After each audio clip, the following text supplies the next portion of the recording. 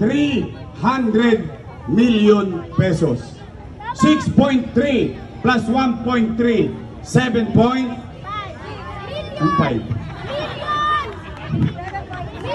Sumbong kita sa teacher.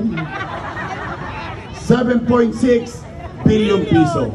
Nay, tay, wala pa dyan. Remdesivir, tocilizumab, molnupiravir. Daan-daan libo ang halaga ng isang gamot. Mabuhay lang ang isang pasyente na may COVID-19 na taga Maynila. Nay, tay, wala pa dyan yung AstraZeneca. Nay, tay, wala pa dyan. Noong pandemya, para tayo naging adik, tamang hinala tayo, may umuubo lang. Tama, mali? Namaga ang ilong natin. Bakit? Ang testing sa Maynila, 1-2. 1-2 sawa. Dut-dut dito, dut-dut doon. Ano? May gastos ba ang taong bayan?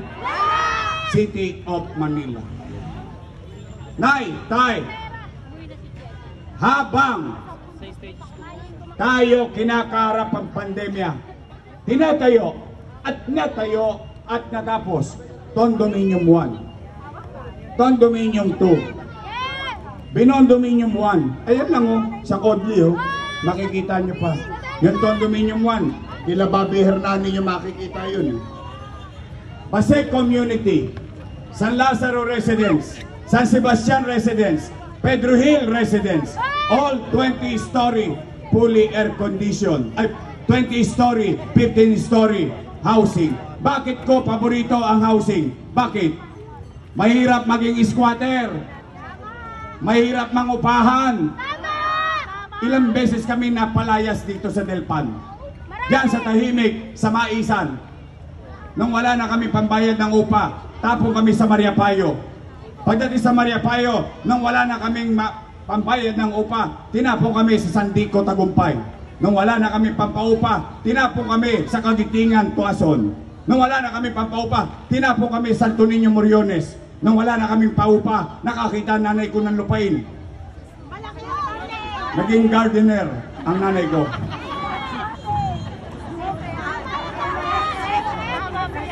Nanay ko nagtanim ng talbos ng kamote sa Arten. Maya-maya, nilagyan ng papa.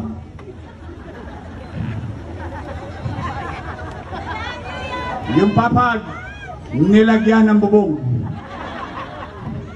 Matapos ang sinulanggo, yung bubong nilagyan ng dingding. Yung dingding nilagyan ng pintuan. Talbos ang kamote, tinanim, bahay ang tumubo. Yan sa Mabuhay Street. Tama ba? Ako, pagmulat ng mata ko, parola na nakita ko.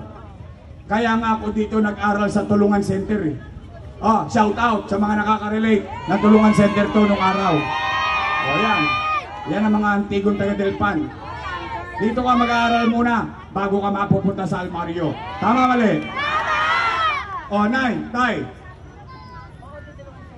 Baseco Hospital. 3 years nang tapos bago ko umalis. 3 years na akong wala. Sarado pa rin. Ngayon, mapagtanong po ninyo, hindi po ako doktor. Sila'y doktor.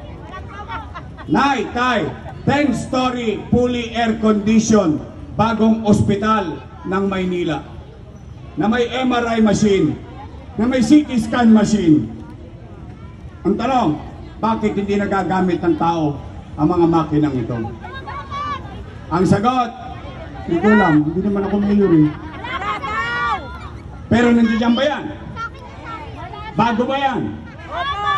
Magkano yan? 1 milyon? Hindi. 10 milyon? Hindi. By the hundreds of millions of pesos. Daang-daang milyon ang halaga niyan. Bakit? Mahalaga ba yan sa isang may sakit?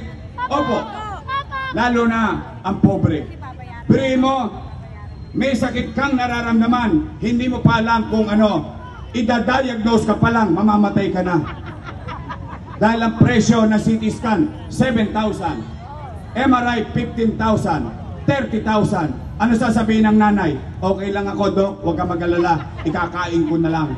Kaya ano nakukuha ng masakit na mahirap? Himaspirin. Himaspirin. Gagaling ka rin. Gagaling. Yakapson. Tama mali? O nay, tay. Yan. Ito naman. 10-story fully air-conditioned Albert Elementary School. 10-story fully air-conditioned Manila Science High School. 10-story Magsaysay High School.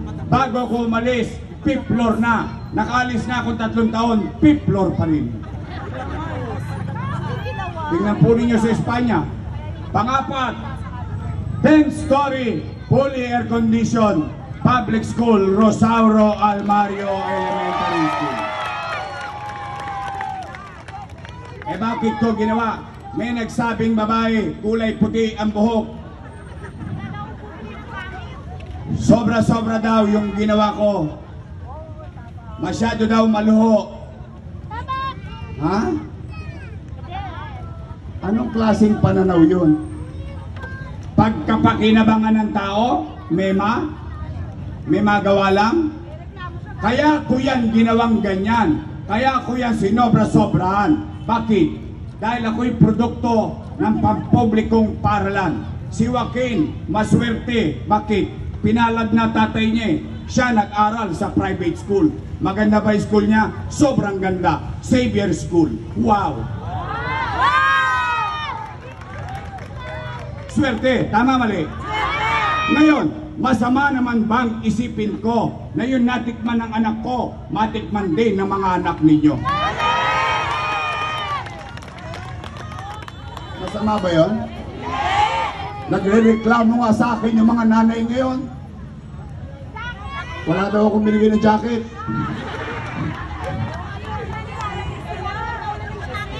Mga bata, maganda ba eskwela nyo? Balita ko, baga daw kayo pumasok ngayon. Mas malamig sa school kaysa sa bahay. Oh, nay, tay. St. Luke's, sarado. Wala ng COVID bed capacity. Mary Johnson, sarado. Wala ng COVID bed capacity. UST, Chinese General, lahat ng private hospital noong pandemya, wala ng COVID capacity. Pero chill-chill lang ang Maynila dahil meron tayong COVID-filled hospital sa Luneta. No, magka 300 million pesos. Kanino pera? Kay Yorme? Hindi. Pera ng taong bayan.